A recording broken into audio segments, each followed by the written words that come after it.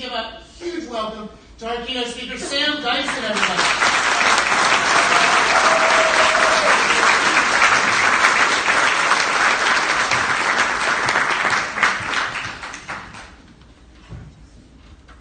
Hello, beautiful people. I cannot tell you how happy I am to be with you this morning.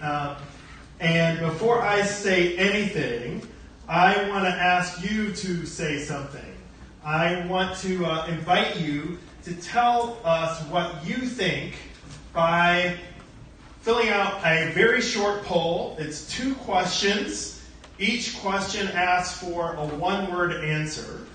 And you can complete this poll on a mobile device by going to that website and entering that code. If you're sitting next to someone who does not have a mobile device, they can also enter their answer after you enter yours and before you go to the next question. But we would love to have your input so that we can be in a bit of a conversation today.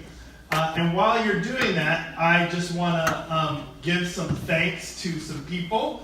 Obviously to Noah, Jennifer, Bruce, the people at the Columbia College Chicago team who helped make this happen, and all the supporting sponsors. Could you please give them some love? Sorry, it's hard to give people love when you're also trying to answer a survey. My bad. So super thank you to those people. I also want to thank all of you who are here, including some really great partners that we have from organizations throughout Chicago, whose work I hope to celebrate and highlight today.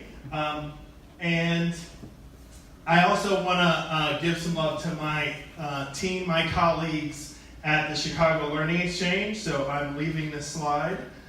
And just saying hello to them. These are the folks who I get to work with every day and whose daily work and passion really are an inspiration to me. So thank you to them. I also, and I'll go back to the slide in case you need it, I also just want to give some love to my mom. Hey, moms. Who's here from Ohio. And to our friend Verena, my wife, and my kids who are also here. And because my wife and I are celebrating our 20th anniversary this weekend,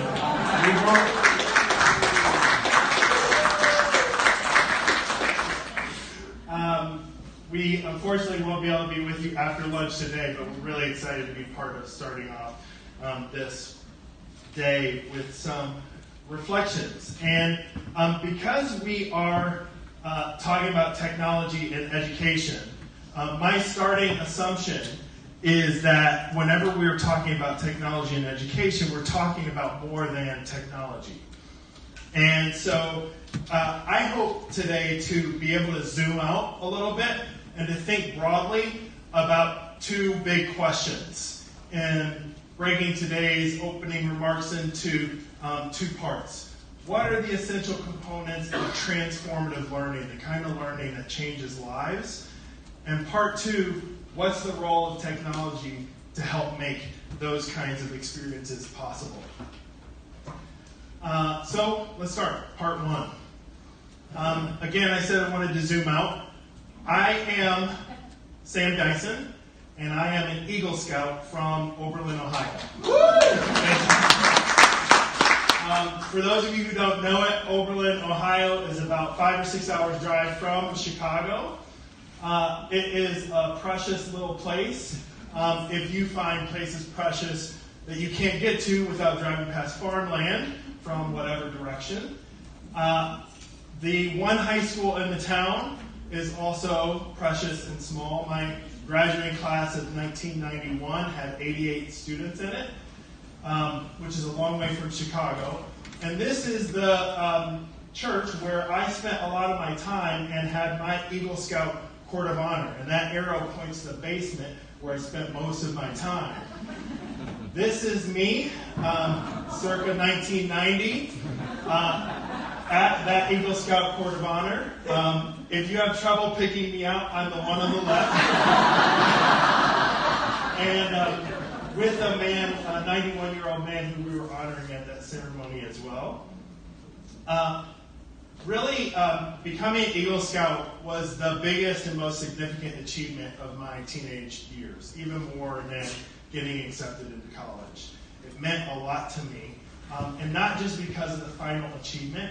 It meant a lot to me because of really rich experiences. Experiences like being asked to sit for an hour in a wooded area with a notebook and to record what I saw. Because I was a teenager, the first few minutes of that were pretty boring.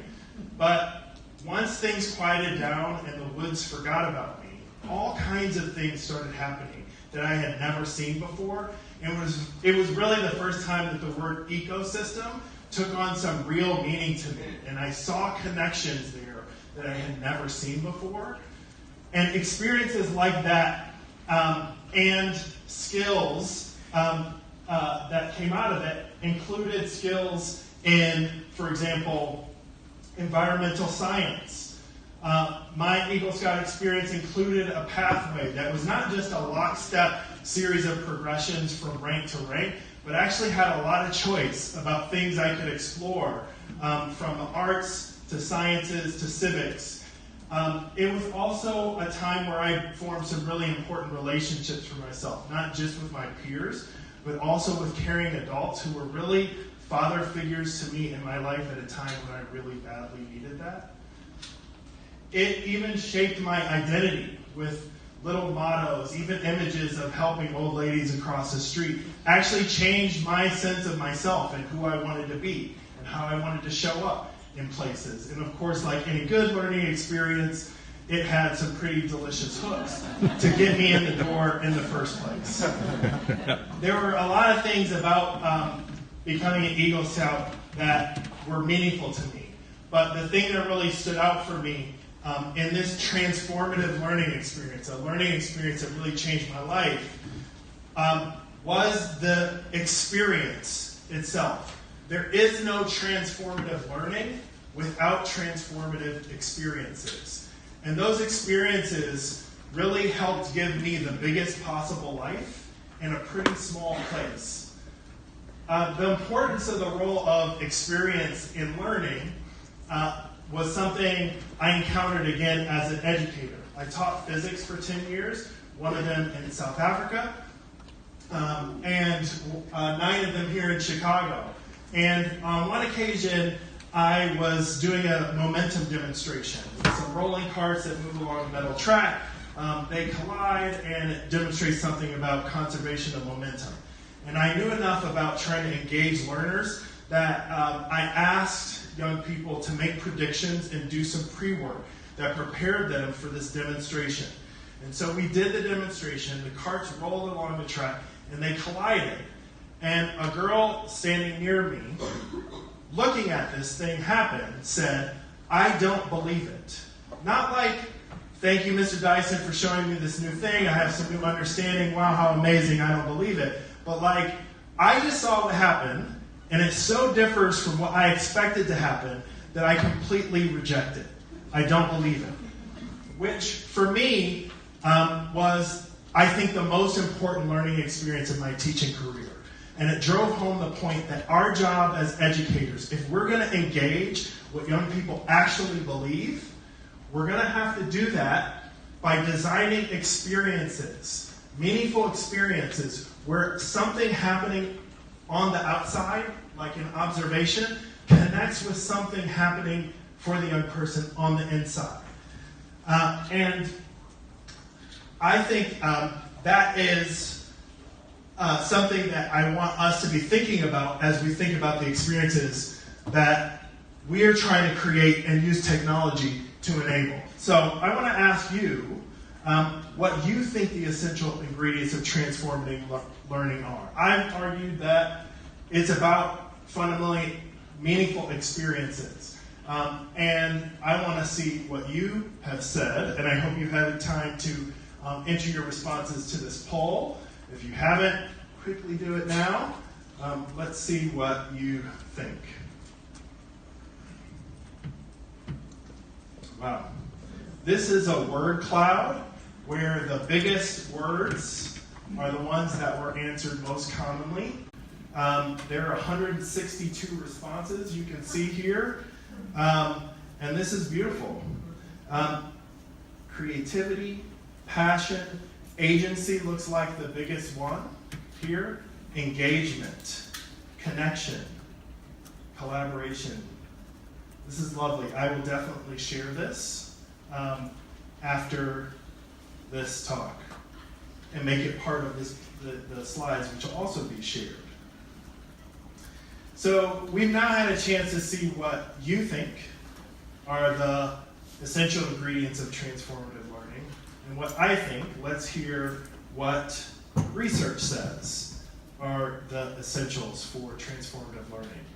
The Chicago Consortium on School Research recently released a report, The Foundations of Young Adult Success, in which they identify a number of things that were meaningful to me in my Boy Scout experience, but they identify two things in particular that are really important for preparing young people for young adult success. Developmental experiences and developmental relationships are both really key, according to this research, which looked at a variety of studies over many years. And so, part two, what can technology do for teaching and learning in order to help us create more of these developmental experiences and developmental relationships?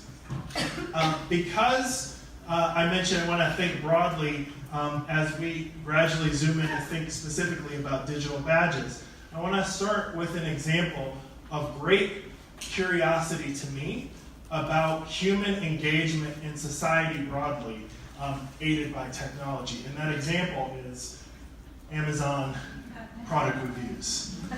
I was recently looking for a USB cable, and I came across this USB cable, 3-foot cable, that, as you can see, had 57,515 customer reviews.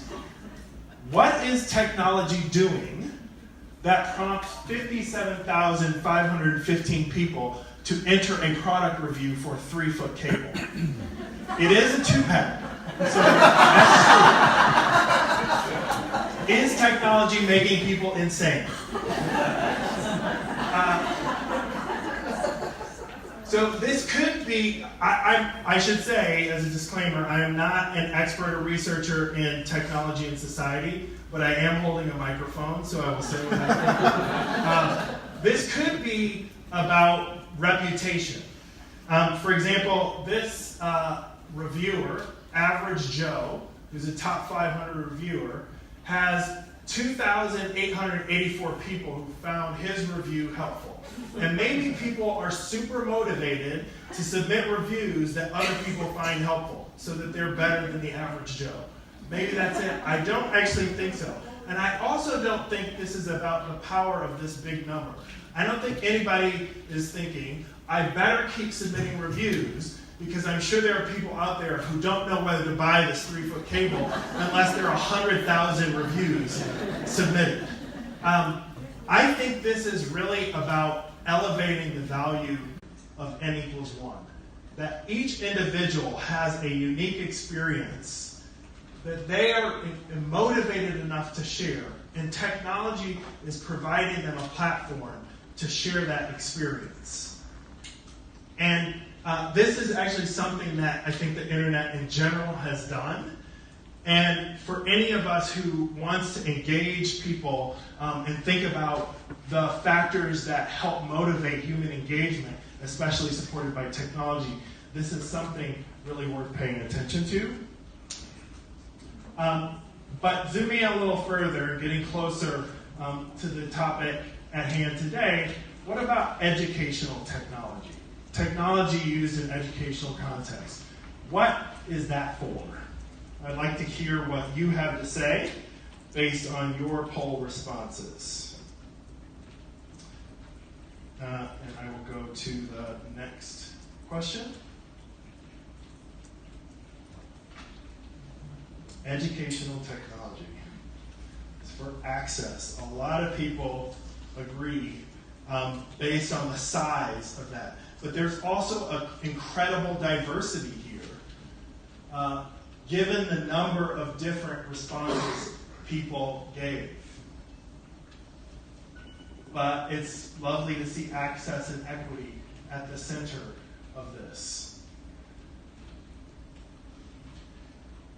Before considering this question, what is educational technology for and digital badges specifically, it is worth reflecting on the fact that in education, there tends to be a cycle of response to new technologies in education.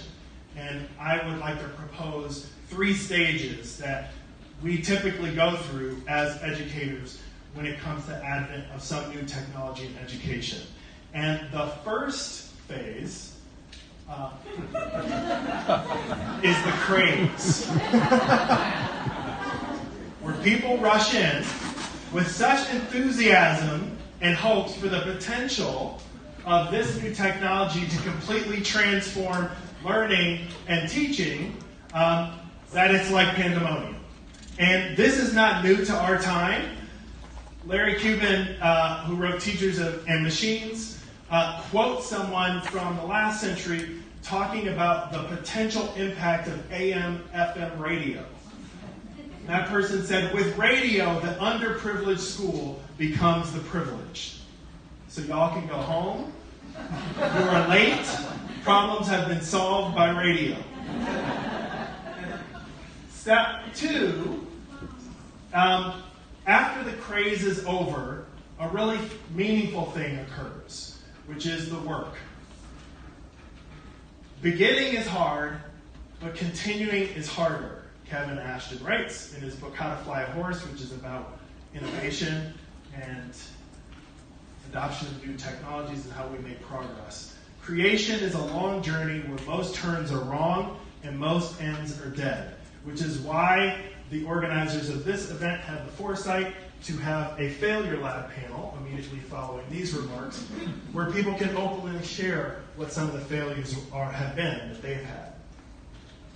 After that, we actually have progress.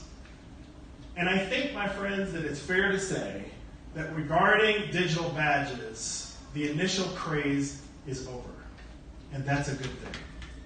Because after the craze ends, the meaningful work begins that leads to sustained progress. And I am thankful to all of you who are here to make sure that the work you're doing that's leading to meaningful progress, that gets shared.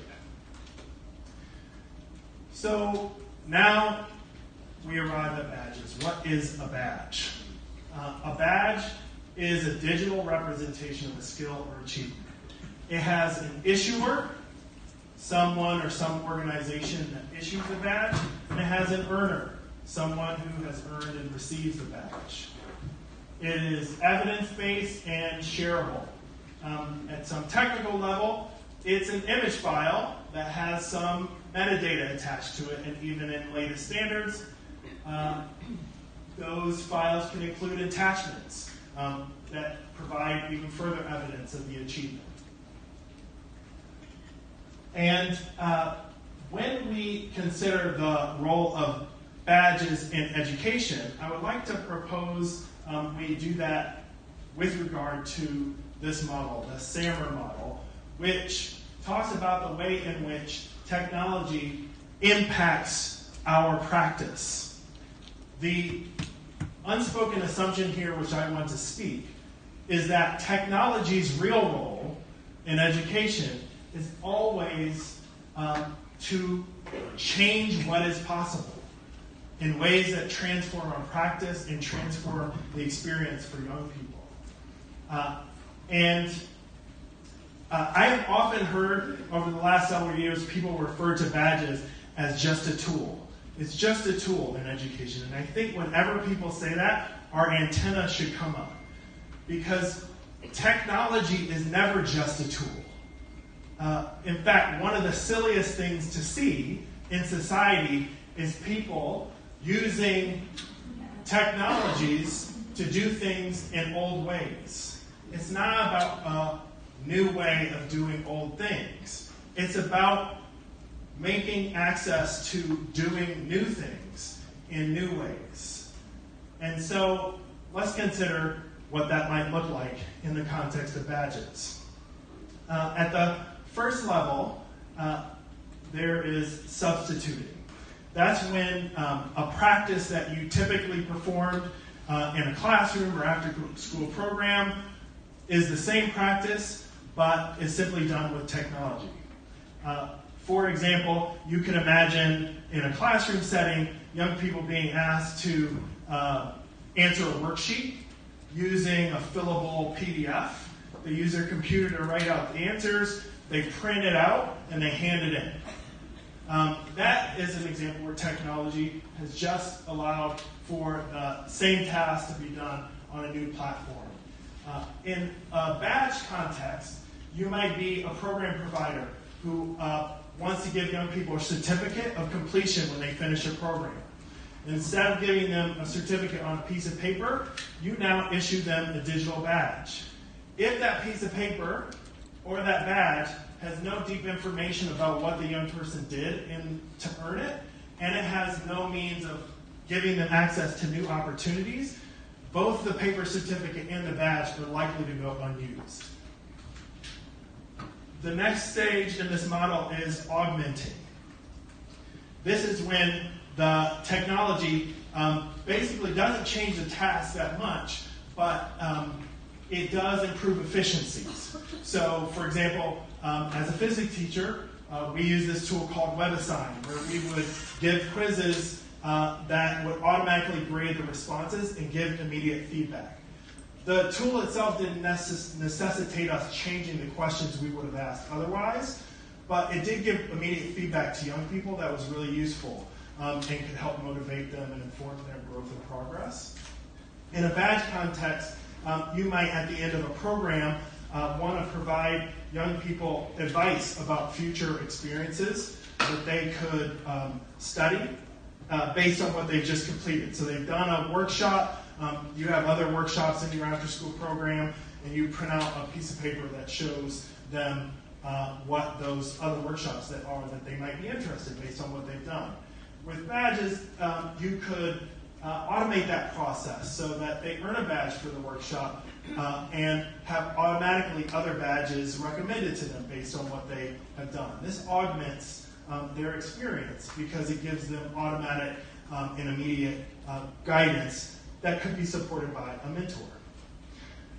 For modification, this is what the Samer model claims is the first step from enhancing the usual goings-on of an environment to transforming it into something that is totally different. So in a modifying context, let's consider that badge example. So a young person earns a badge and have other badges recommended to them. But you realize that through this process, the young person might not be interested in those other badges. And so you ask their input about what future badges should be offered. In other words, your badge design starts to be based on youth input. That's a significant modification of practice.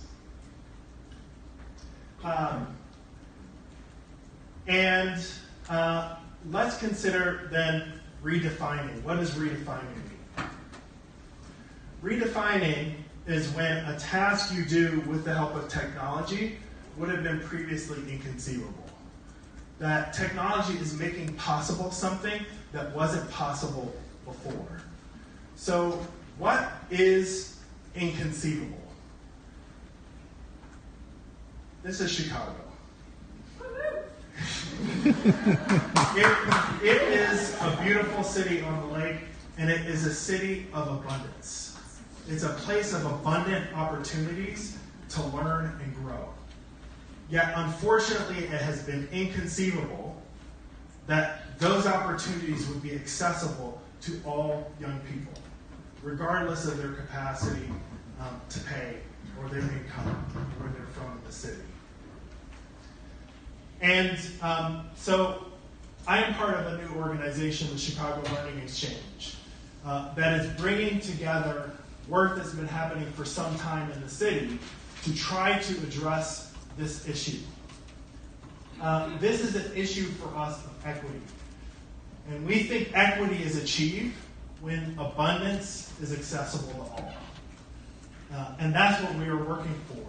And we are bringing together work like the Hive Learning Network, work from the Hive Fund for Connected Learning, which is at the Chicago Community Trust, including grant making, and support for digital badges and learning pathways. Because we believe that has some promise for helping us redefine what's possible in this place of abundance. In the ideal, what we should see is that young people's interests connect to their available learning experiences, and those experiences connect them to opportunities. Opportunities in academics, and careers, and civic engagement. But we also feel it's really important to have young people's engagement be a motivator that moves them from interest to learning experiences and on to opportunity. But often we see that there are gaps, either in opportunity due to lack of access, or there might be gaps in engagement, that the available learning experiences or opportunities don't actually include activities where the things happening on the outside within those learning experiences and opportunities connect with things happening for the young person on the inside. And that's the problem that we are trying to solve, is to close those gaps in opportunity, including addressing underlying gaps in engagement. When we can do that, our vision is that Chicago would be a connected community where all learning counts.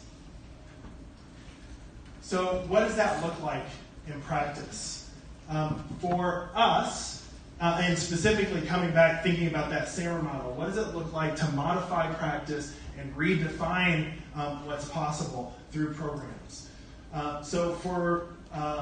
Since 2016, my colleague Jessica Besser-Rosenberg at CLX has been working with the City of Chicago's One Summer Chicago program. It's the second largest youth employment program in the country. And every year, more than 30,000 young people, ages 14 to 24, get paid internships and job opportunities through One Summer Chicago. And she has been using LRG, digital badging and learning platform, to help provide access to opportunities. One way in which this modifies practice is that, as others have explored, it is valuable to give badges for things like teamwork. This badge co-developed with partners MHA Labs. When you have to, as a program provider, a site supervisor, or an employer, give a badge for teamwork, it forces you to actually say what observable evidence there should be of teamwork. What does that look like? And having to do that is actually a modification of practice, to think specifically about the skills that underlie this achievement. One way in which we see some early signs toward redefining what's possible in ways that close gaps and opportunity, making sure each experience automatically connects to the next opportunity, is, for example, through some coding clubs that Project Exploration, one of the local nonprofits, did with Apple, where young people earned some badges for some introductory coding skill development. And based on those badges, they have gained access and become eligible for other paid coding experiences that are a little more advanced this summer, which is a way, by design, we're ensuring that early experiences connect to opportunities for following experiences. When I asked Sybil Madison Boyd, who is the director of Chicago City of Learning, her thoughts about how badges might be helping to modify and redefine what's possible, she told the story of a young woman named Angel from Chicago who came to the Chicago City of Learning, a program about which you'll hear more from Trey Everett, and is a program of DYN, Digital Youth Network, which has been using badges for years to help close gaps in engagement and opportunity. Angel came to DYN and through a CSOL badge, the Young Authors Playlist, where she earned badges that help her identify a passion and a skill set in writing.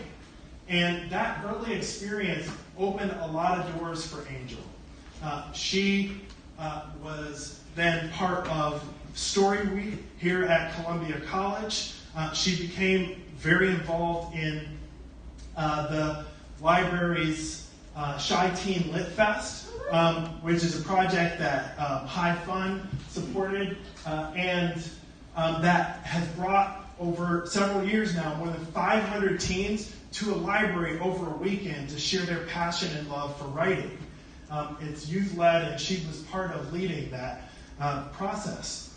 Nat Soti, a talented videographer here in Chicago, studied, followed, and even became a kind of mentor for Angel, helping tell her story, which you can find out more of by looking online. There are videos on YouTube. And Angel then developed a comic book based on a central female character named Rebel. And she will be entering Columbia College in the fall to continue developing her passions and skills in this area. The badge didn't make that happen. The badge was part of an experience that gave her an opening to connections that led her on a series of opportunities. And DYN is an organization with hustle, and they have lots of connections and know folks, individuals, organizations, colleges that help create that pathway for her. One of the reasons CLX cares about the Hive Chicago Learning Network is because if you don't design for those kind of connections intentionally, they don't just happen. And so we provide support for this peer professional learning community for innovation and education so that more young people can have an experience like Angel's, where a badge is part of unlocking opportunity that sets them on a series of increasing access to opportunity. And there are other efforts that are happening in the city and other places that support open ecosystems where these kind of connections and exploration are possible.